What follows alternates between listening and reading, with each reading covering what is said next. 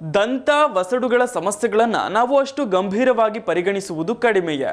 ಆದರೆ ದೀರ್ಘಕಾಲದಿಂದ ಗುಣವಾಗದ ಬಾಯಿಯ ಸಮಸ್ಯೆಗಳಿದ್ರೆ ಆ ಸಮಸ್ಯೆಗಳು ಮತ್ತೆ ಮತ್ತೆ ಮರುಕಳಿಸ್ತಾ ಇದ್ರೆ ಜಾಗ್ರತೆ ವಹಿಸಿ ಅದು ಬಾಯಿಯ ಕ್ಯಾನ್ಸರ್ ಅಲ್ಲ ಅನ್ನೋದನ್ನ ವೈದ್ಯರಿಂದ ಖಾತ್ರಿಪಡಿಸಿಕೊಳ್ಳೋದು ಅಗತ್ಯ. ಹಾಗಿದ್ರೆ ಎಂಥ ಸೂಚನೆಗಳು ಕಂಡು ಬಂದ್ರೆ ವೈದ್ಯರನ್ನ ಕಾಣಬೇಕು? ಬಾಯಿ ಕ್ಯಾನ್ಸರ್ನ ಆರಂಭಿಕ ಸೂಚನೆಗಳೇನು? ಇಲ್ಲಿದೆ ನೋಡಿ ಡೀಟೇಲ್ಸ್. ಬಾಯಿ ಕ್ಯಾನ್ಸರ್ನ ಈ ಆರಂಭಿಕ ಸೂಚನೆಗಳನ್ನ ನಿರ್ಲಕ್ಷಿಸಬೇಡಿ. ದಂತ ವಸಡುಗಳ ಸಮಸ್ಯೆಗಳು ಗಂಟು ಬಿದ್ದರೆ ಕೆಲವೊಮ್ಮೆ ದೀರ್ಘಕಾಲ ಕಾಡಬಹುದು. ಆಗ ಹೆಚ್ಚಿನ ಸಲ ಮನೆಮದ್ದುಗಳು ಅಥವಾ ಔಷಧಿ ಅಂಗಡಿಗಳಲ್ಲಿ ವೈದ್ಯರ ಚೀಟಿ ಇಲ್ಲದೆಯೇ ದೊರೆಯುವ ಯಾವುದೋ ಔಷಧಿಯನ್ನು ತಂದು ನಿಭಾಯಿಸಲು ಯತ್ನಿಸ್ತೇವೆ. ಅದಷ್ಟರಲ್ಲೇ ಸಮಸ್ಯೆ ಗುಣವಾದ್ರೆ ನಮ್ಮ ಅದೃಷ್ಟ. ಆದ್ರೆ ಹಾಗಾಗದಿದ್ದರೆ ವೈದ್ಯರಲ್ಲಿಗೆ ಹೋಗಲೇಬೇಕಲ್ಲವೇ? ಕೆಲವೊಮ್ಮೆ ಏನೋ ಸಣ್ಣ ಗಾಯ ಅಂದ್ಕೊಂಡಿದ್ದು ಕೂಡ ದೊಡ್ಡ ವ್ರಣವಾಗಿ ಬಿಡಬಹುದು. ಹಾಗಾಗಿ ದೀರ್ಘಕಾಲದಿಂದ ಗುಣವಾಗದ ಬಾಯಿಯ ಸಮಸ್ಯೆಗಳಿದ್ರೆ, ಆ ಸಮಸ್ಯೆಗಳು ಮರುಕಳಿಸ್ತಿದ್ರೆ ಅದು ಬಾಯಿಯ ಕ್ಯಾನ್ಸರ್ ಅಲ್ಲ ಅನ್ನೋದನ್ನ ವೈದ್ಯರಿಂದ ಖಾತ್ರಿಪಡಿಸಿಕೊಳ್ಳೋದು ಅಗತ್ಯ. ಎಂಥ ಸೂಚನೆಗಳು ಕಂಡು ಬಂದ್ರೆ ವೈದ್ಯರಲ್ಲಿ ಶೀಘ್ರ ಧಾವಿಸೋದು ಅಗತ್ಯ. ಬಾಯಿಯ ಕ್ಯಾನ್ಸರ್ನ ಲಕ್ಷಣಗಳೇನು ನೋಡೋಣ. ತಿನ್ನುವಾಗ ಆಕಸ್ಮಿಕವಾಗಿ ನಾಲಿಗೆ ಒಸಡುಗಳನ್ನ ಕಚ್ಚಿಕೊಂಡ್ರೆ ಅಲ್ಲಿ ಹುಣ್ಣಾಗುವುದು ಸಾಮಾನ್ಯ.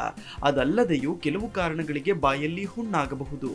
ಆದರೆ 4-6 ದಿನಗಳಲ್ಲಿ ಅದು ತನ್ನಷ್ಟಕ್ಕೆ ಗುಣವಾಗುತ್ತೆ. ಹುಣ್ಣಾಗಿ 2 ವಾರಗಳಾದರೂ ಗುಣವಾಗುವ ಸೂಚನೆ ಕಾಣದಿದ್ದಾಗ ಮತ್ತೆ ಮತ್ತೆ ಹುಣ್ಣುಗಳು ಆಗ್ತಾ ಇದ್ರೆ ವೈದ್ಯರಲ್ಲಿ ತೋರಿಸೋದು ಅಗತ್ಯ. ಈ ಹುಣ್ಣುಗಳಿಂದ ರಕ್ತ ಸೋರುವುದು ಅಥವಾ ಅಸಾಮಾನ್ಯ ನೋವಿನ ಅನುಭವ ಆಗ್ತಾ ಇದ್ರೂ ಜಾಗ್ರತೆ ಮಾಡಿ. ಇನ್ನು ಗುಳ್ಳೆಗಳು, ಗಂಟಲು ಸೇರಿದಂತೆ ಬಾಯಿಯ ಯಾವುದೇ ಭಾಗದಲ್ಲಿ ಗುಳ್ಳೆಗಳು, ಸಣ್ಣ ಗಡ್ಡೆಗಳು ಅಥವಾ ಕೋಶಗಳು ದಪ್ಪಗಾಗಿ ಜಡ್ಡಾದಂತೆ ಕಂಡರೆ ಎಚ್ಚರಿಕೆ ವಹಿಸಿ. ಒಂದೊಮ್ಮೆ ಅವು 4-6 ದಿನಗಳಲ್ಲಿ ತಮ್ಮಷ್ಟಕ್ಕೆ ಗುಣವಾದ್ರೆ ಸರಿ, ಹಾಗಿಲ್ಲದಿದ್ರೆ ವೈದ್ಯರಲ್ಲಿಗೆ ಹೋಗಿ. ಹೀಗೆ ಕಂಡಿದ್ದೆಲ್ಲ ಕ್ಯಾನ್ಸರ್ ಆಗಿರುತ್ತದೆ ಅಂತ ಅಲ್ಲ, ಅವೆಲ್ಲ ಅಪಾಯ ರಹಿತವಾದದೇ ಇರಬಹುದು. ಆದ್ರೆ ಇವುಗಳನ್ನ ತಪಾಸಣೆ ಮಾಡಿಸೋದು ಮುಖ್ಯ.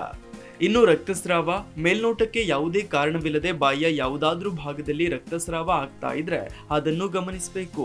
ವಸಡಿನ ಸೋಂಕು, ಹಲ್ಲುಗಳ ತೊಂದರೆ, ಎಲ್ಲಾದ್ರೂ ಪೆಟ್ಟಾಗಿದ್ರೆ, ಹೀಗೆ ಹಲವು ಕಾರಣಗಳಿಗೆ ದಂತ ವಸಡುಗಳಲ್ಲಿ ರಕ್ತ ಸೋರಬಹುದು.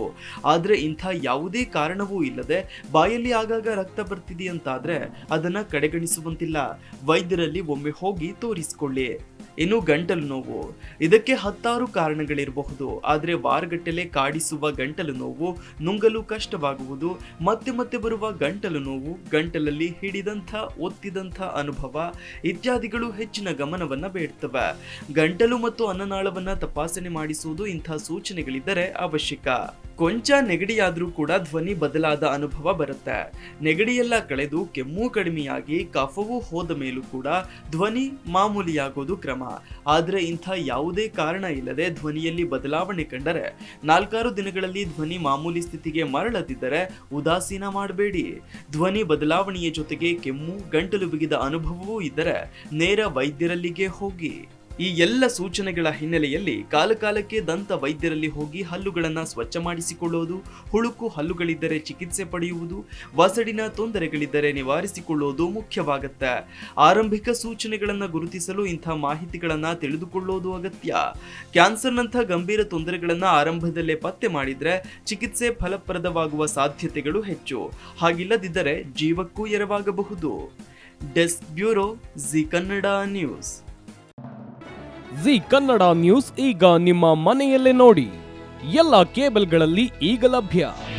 ನಿಮ್ಮ ನೆಚ್ಚಿನ ಜಿ ಕನ್ನಡ ನ್ಯೂಸ್ ಈಗ ಸನ್ ಡೈರೆಕ್ಟ್ ನಲ್ಲಿ number 292, Tata play number 1664, Jio TV number 1334, NXT digital number 30, in cable number 30, city networks 51, U digital number 162, GTPL number 17, Rockline telecommunications number 42, Shri Basaveshwara cable number 168, rural cable network 60, Vinayaka digital 57, Abhishek cable 821, city channel 53, Siddeshwara cable network 57, V4 digital Infotech 628, Surya digital networks 53, Gajanan digital number 836, Malnad infotech private limited number